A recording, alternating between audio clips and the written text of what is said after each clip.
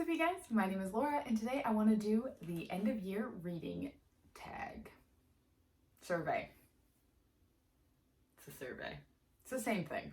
Whatever. We don't care. Let's jump right into it. I haven't prepped for this at all. Get excited. When do I ever? I don't breathe when I talk. Is that obvious? How many books did you read, and did you meet your goal? I did meet my goal, and the month of November is really kind of what tipped me over. I ended up reading 60 books this month. No, 60 books this year, which is officially the most I've ever read in 1 year, and I'm really proud of that. I have wanted for a very long time to hit 100, and I'm really hoping that 2020 is the year that I do that. I think that I'm actually in a place now where I can manage it, which is realistically 2 books a week, which I know that I could do. I don't know if I will, but that's, honestly, that's future me's problem to deal with. So I've got a plan for at least, 70 books if I fulfill my goals the way I want to. So if I can manage all that, then that would be fantastic. What was your most read genre? Oh, okay. Remember how I said I didn't plan for this? My most read genre, let's see if I can install Goodreads while we talk about this. I'm going to assume that it was young adult something. I mean, first of all, young adult, if that is in and of itself its own genre. It kind of is, but young adult dystopia is like my favorite genre. So I'm just gonna say that. And there's no one to prove me wrong. So we're gonna go with that. The longest and shortest books that you read.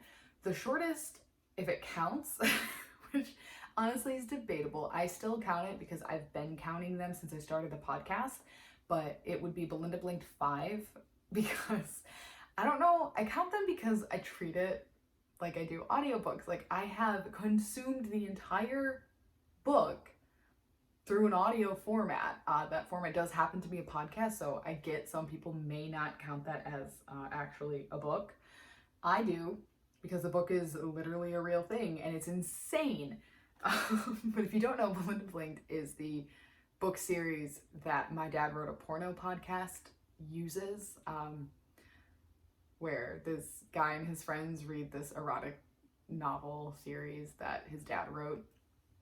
It's super weird, and it's very clear that anatomy was not Rocky's strong suit. Okay, well, I read 60 books out of 35, so good for me there. Honestly, I think the longest book I read was Winter. It's pretty much consistently the longest book I've read any year that I read it, except for the year that I read it, but that was a terrible life choice on my part, so we're gonna say it's Winter. I will correct myself when I have a more functional than this tool. Favorite book published in 2019 and favorite debut book in 2019. Oh, bother. My favorite published in 2019 is probably Hazel's Theory of Evolution by Jenn Bigelow. I don't normally read middle grade, but Chelsea of Chelseadolling Reads recommended it, and it honestly, I just was like, you know what, it's a cute book, let me just give it a shot. Hands down, one of the best books I've ever read, and I loved it. I felt like she was talking about me. It was about a girl with glasses and curly hair who grew up on a farm in Michigan, which all those things are true of me. So it has a special place, and I now kind of want to read everything that Lisa writes. Debut book in did I read a debut book this year? I did. No. Well, I did read debut books, but I don't think they debuted in 2019. So, hard pass on that one. Favorite book not published this year? Can't answer that. I don't get ARCs yet. And I haven't won any on Goodreads, despite aggressively trying. Oh, no. There are other years besides this year and next year, aren't there? So my favorite book that I read that wasn't published this year, so therefore could have been published in the past. Oh, that's a great question. What did I read this year? Ooh, part of your, ooh, and that. Man, I read some great books at the end of the year. Oh, you know what it was? It was the entirety of the Wayward Children series. All of them. But I'll pick the first one, Every Heart a Doorway. We're just gonna pick that one. A book that did not, oh, I'm sorry, that did live up to the hype. What did I read that was super hyped? Aren't you glad I prepared for this? You know what? The Cruel Prince. I actually ended up getting that on a whim when I had an extra Audible credit, and I blazed through the series in like a month. And I got into it right before Queen of Nothing came out, so prime timing. A book that did not live up to the hype was a couple of them, actually. Shadow and Bone. That possibly was the biggest disappointment. And not that I thought it was bad. Honestly, like, it's a good book. I enjoyed it. I'm gonna finish the trilogy at some point and probably continue on with the Grisha-verse in general. But like, I feel like everyone is just so in love with it. And then when I read it, I was just like, it's okay. Like, it just wasn't anything super special to me. So I had really high expectations going in, and it just was okay. A book that felt like the biggest accomplishment. 84K by Claire North. I read the first 15 Lives of Harry August by Claire North a couple years ago, and I remember being slow, but I was in rapture the entire time. Like, I thought it was just so good. So I read the description for 84K, and I was like, this sounds super trippy, it sounds super cool, I'm real excited about this, and it put me in a reading slump because I could not get through it. And I don't like, so part of the problem was that I was interested in how it ended, so I did want to get to that point, but also I really struggle with DNFing books, so it was kind of a twofold problem. So I did eventually just suck it up and get the audiobook, and I listened. This is one of the first books I put on like 2x speed just to get through it, and I don't think it was worth it, but I'm proud of it, proud of me for finishing it, I guess. It's still on, I stand by it. It was a really cool concept. I did not care for how she executed it though. But I do think it was one of her earlier works, and I think the 15 Years of Harry August is later and therefore more. I would read, I have a couple of her stuff on my TBR actually, just more stuff by her in general. I will try her again. Favorite character. So I did have a couple rereads this year, which really throws some bias in here because some of my favorite characters are in books that I reread constantly. And that falls into Harry Potter, the Lunar Chronicles, the Diviners, the Outsiders. Most of my favorite book characters come from all of those books, and I reread all of those series. Well, I just got into Harry Potter 1. I have the illustrated books, so I'm reading those one by one. Very, very, very slowly because there's only 4 of them currently. And I don't know when 5, 6, or 7 is coming out. So I'm really just kind of really taking my time with the illustrations, which I heard 4 doesn't have as many, and I'm really upset about that. I didn't answer the question. So, okay, my favorite character is probably Sam Lloyd from the Diviners.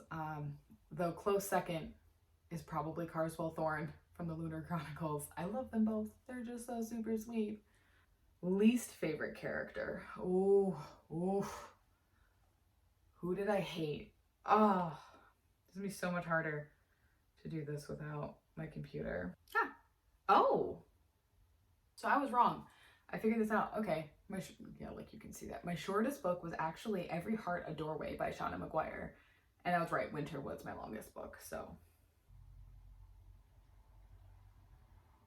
Yeah, okay, sorry.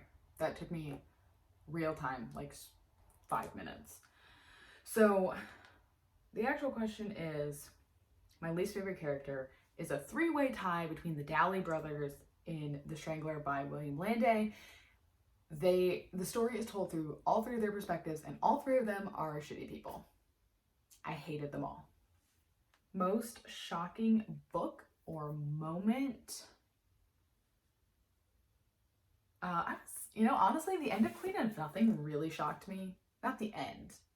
The plot twist that happens when that character does that thing, and then that causes a chain of events to happen, that surprised me. I I don't want to deal with talking about spoilers on that yet. Oh, Sometimes I Lie by Alice Feeney. Oh, that got me, man. I did not, like, I kept being like, okay, he's the bad guy and or this is the red herring, and I like thought I had figured it all out, and I was so proud of myself. And then she's like, bam, no, you don't. Here's a massive plot twist. And oh, it was so good. So 10 out of 10 on that book. Honestly, I think I rated that at 4 stars, and I honestly think it's a 5. Like, I wanted, in the middle of reading it, I wanted to reread it to pick up on all the things I'd missed the first time. Oh, I love that book. Favorite couple / OTP. Again, with all these rereads, they kind of just win. Evie and Sam are my OTP for life. But from the new books that I read, did I read any good couplings? Why am I looking there like there's gonna be anything? I mean, I'm not against Jude and Carden. It's not my favorite relationship, but I do appreciate their tension. I do like that. You know, I'm not gonna say they're an OTP because they both belong in jail, but honestly, Joe and Love in Hidden Bodies was chaotic and terrible, but low-key kind of here for it. So got that going for me. Joe is insane and he creeps me the hell out, but like, Caroline writes a good story. You're still kind of rooting for him, even though he makes you want to die. The best written book you read this year.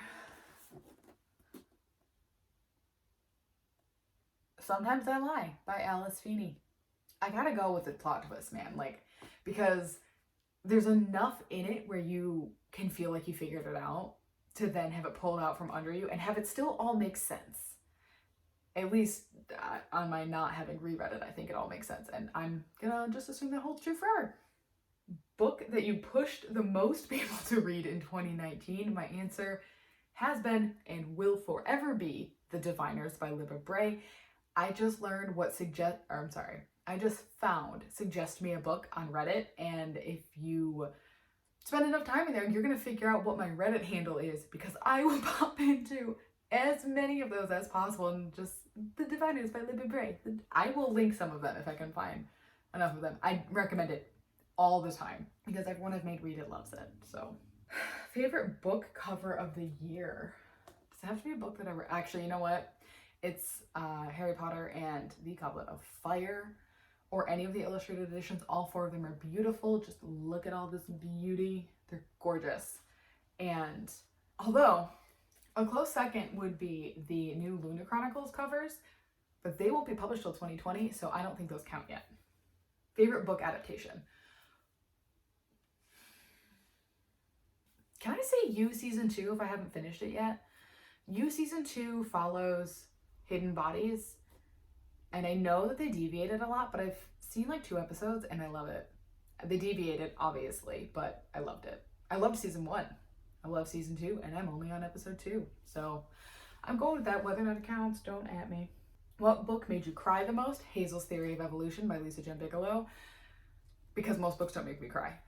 And so that one actually, the wholesome stuff made me cry more than the sad stuff. Just, that poor girl needed a hug. What book made you laugh the most?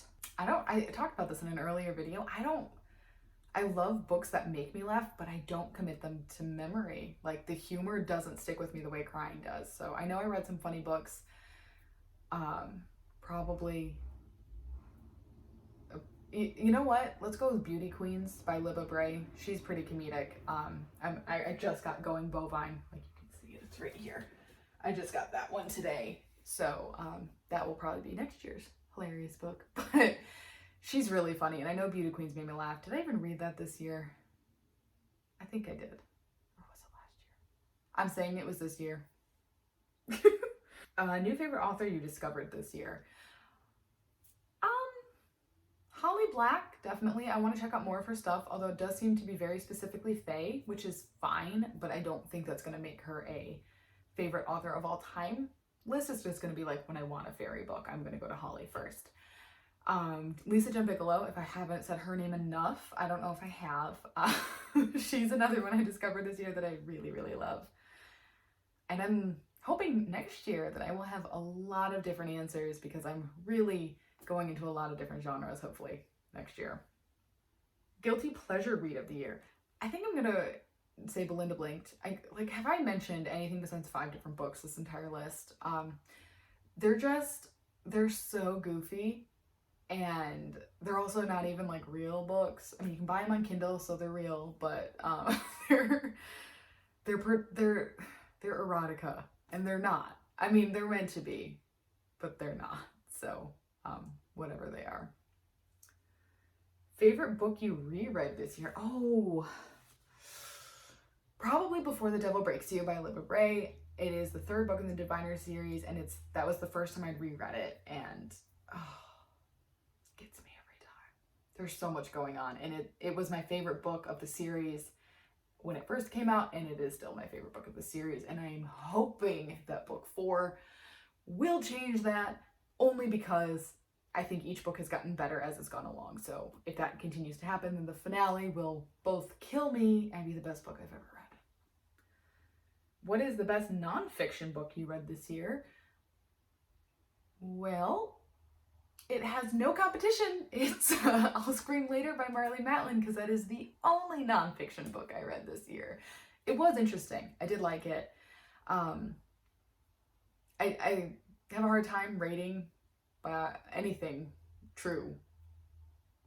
I mean, I think I did rate it 3 stars. I have a hard time kind of rating them in general, because it's like, it's a true story, so how can I rate it? But I do think her storytelling is something to be desired. I kind of felt like every section was just kind of its own individual thought and didn't really flow very well, but her life story is super interesting, so I would still recommend it.